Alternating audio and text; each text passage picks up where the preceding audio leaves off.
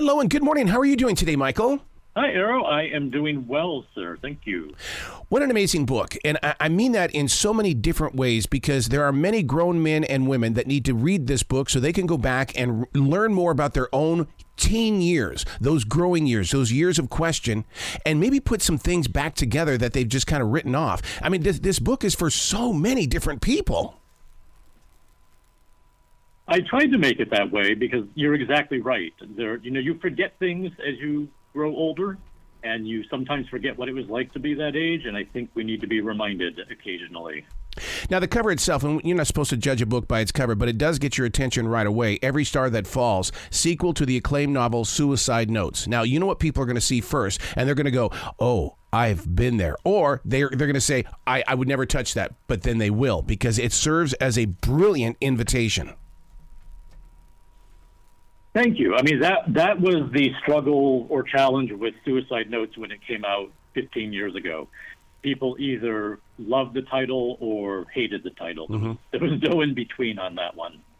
So now, when you say 15 years, I'm a daily writer. I can't go one single day without putting pen to paper. And I mean, but it's taken you 15 years to do this sequel. What was it doing? Was it growing? Was it maturing? What was it doing, that storyline inside your heart? It was waiting. I don't normally do sequels because no matter what you do, people are disappointed by what happens to the characters if they had a different idea. So I always said I wouldn't do one, but it was always there in the back. And of course, I got letter after letter after letter saying, well, what happens when Jeff, the main character, gets out of the psychiatric hospital? And so I was doing lots of other books in between, but I was also thinking about what did happen to him. So now, did it ever leave your conscious mind in the way of saying, hey, look, I'm going to walk away for a little bit, go write your other books, but I'm going to be tapping on your shoulder every now and then? Were you taking notes at all over the past 15 years? No, I did absolutely no planning on a sequel. I really never, ever planned on doing one. And then social media happened. And the really strange thing for a book to live this long, for 15 years. Normally books come and they go. But this book, it just sold very, very steadily over 15 years.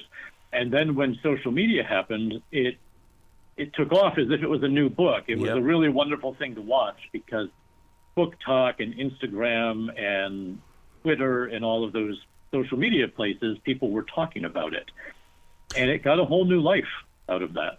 But see, Michael, this is what I love about your writing and you doing this, because I've always believed in the theory that if you have not read it, there's no such thing as old. These old programs like Jack Benny and all these other shows that are on WeTV, if I've never seen them, it's brand new. And that's what's great about your writing. It's timeless. It can fit into anybody's life at any time. Well, you're absolutely right about things being new, and I think we forget that. Like, sometimes when new music comes out, for example, older people will say, "Well, that just sounds like so and so from when I was young." Well, of course it does, because it's new to this generation. They're experiencing it for the first time. They don't have all of this past memories that older people have. And so people will discover Suicide Notes, and to them it's absolutely brand new. And I was thinking about this yesterday. I was like, wow, now people can actually go and buy both books, where people who read Suicide Notes 15 years ago have had to wait all this time to find out what happens next. So I would love to hear from your readers in the way who's going to read this book first, Every Star That Falls, and then they're going to go back to the first book. I mean, that would be an interesting read as well. That's like a prequel. It would be interesting because the first book is so much, I don't want to say darker, it's not, but it's so different. Jeff's experience in that book is vastly different from what happens in Every Star That Falls. So, yeah, I will be interested, too, to hear from people who read them both for the first time. Books like this do amazing things. It creates conversations, and it's also one of those books that can easily become a secret read. We don't need it to be a secret read because we need people to have conversation and to be open and not in small circles. Exactly. And it's funny, when Suicide Notes came out 15 years ago, I would get responses from people saying, I don't understand why anyone would be this upset about being gay. Being gay is not a big deal. And I said, well, it is to a lot of people. And I said to them, as long as, LGBTQ young people are attempting suicide, it's a problem. And as we know, they are still attempting suicide. Oh, my God. Yeah, I was just going to say, attempting. No, they are. I mean, and the numbers are through the roof right now. They are. And I got a lot of negative comments about the title of Suicide Notes when it came out. Like, how dare you do this? How dare you write a book about a gay kid who attempts suicide? And I said, well, they are. They are doing this. So I hope there's a day when we don't ever need a book like this, but right now we do. And here we are 15 years later, and as you said, I think we need it more than ever. How much research goes into everything that you're writing, or is this something that is moving through you by way of the universe? A lot of both. For the first book, I did a lot of research into the physical, what it is, what a psychiatric ward is like, what would happen to somebody there. And then for the sequel, it wasn't so much research, because this book is more about, feelings and general things that people go through. But the world has changed a lot in 15 years. Mm-hmm. So, for example, in the first book, there's no such thing as social media. There's no such thing as cell phones. And I was fortunate in that Jeff's been in a psychiatric hospital for the entire book, so he wouldn't have those things anyway. But now he does. Can you imagine writing the first book knowing what you know today? That would be almost impossible, would it not? It would be almost impossible. And I also don't think I would write it today, because I think it's tricky. People need different books at different times. Mm-hmm. And I think a book like Suicide Notes, if it came out now, would not be understood in the same way. You hit a hardcore subject here, Michael, and that is deciding not to be what other people want you to be. I have done so much on iHeartRadio about that very subject. It's like the only thing that you are is what everybody else wanted you to be. But you're saying deciding not to be what other people want you to be. Yeah. Yeah. I mean, I'm 55 years old and I still struggle with that. Yes. I think what is expected of me, even with doing these interviews and when promoting yourself as an author, what do people expect of you? Who do they think you are? Yeah. And everybody feels that way. And young people have even more pressure because, they're trying to fit in. They want to be liked. They want to be loved, and they want to be seen. And walking around as who you really are can be absolutely terrifying, especially if you're in any way different from the people around you, and particularly if you're different from the people in your family. Yeah. The black sheep. That is the hardest. Yep. Yeah, that's when Not even the black sheep, but imagine growing up a super liberal kid in a very conservative family, or a conservative kid in a super liberal family. You're just, everything that's around you is telling you that you're different from the people you come from. Yep. And that is scary. Wow. It's beyond scary. Sometimes you just think, well, I have to hide who I am.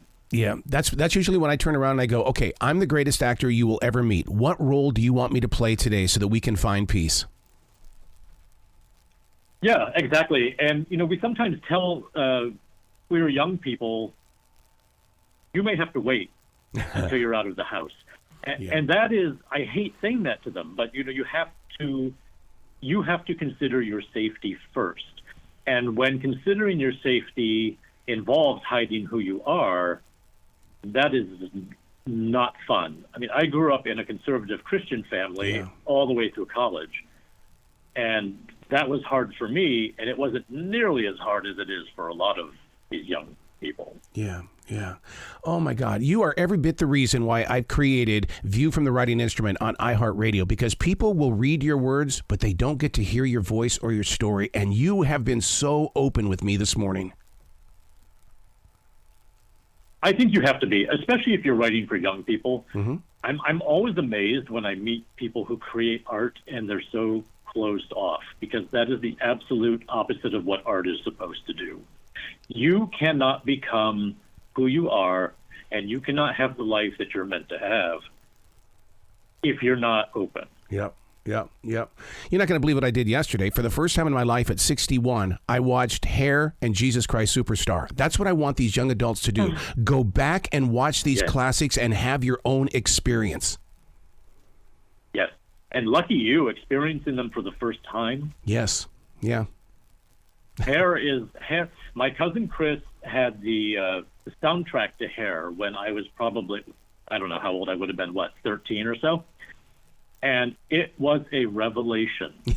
And my mother would not let me listen to that kind of music. And so I had to listen to it at other people's houses. And the other person she had, this is so random, but Nina Hagen, I don't know if you know who she is, but she was this East German punk rock musician who was actually thrown out of East Germany for being a punk rock musician back in the 80s. And Chris had her album, and I had never heard anything like this. I grew up in a very small rural town where the radio station only played top 40 rock and roll. Yep. And I had never heard something like this. And she played me this cassette, and it's like my head exploded. See, that's what's fun about talking with another creative mind, is the fact that the little things that feed into who you're about to become as another artist. Yes, it's absolutely those little things, and it's so random. It's who you encounter, particularly when you're about 12, 13, 14. That's it. Who do you encounter? And I tell this story, and this sounds like an aside, but it's not. But my best friend from when I was 5, we were both obsessed with Kiss. Yes, absolutely. Yep. And when I was 10 years old, my family moved, and so Stephanie and I grew up, in different places. And it's so interesting to me now to see where she ended up and where I ended up. And I often wonder if we had stayed in that town, and she started sneaking off to the punk clubs in Washington, D.C., and being exposed to that, where I moved to the middle of nowhere, how would my life be different now? That's your next book. That's your next book right there. Michael, you got to come back to the show anytime in the future. The door is always going to be open for you, sir. Oh, thanks. I would love that. Excellent. Well, you be brilliant today and keep pushing those words out there for young adults. Thank you, sir. I appreciate that, and you too.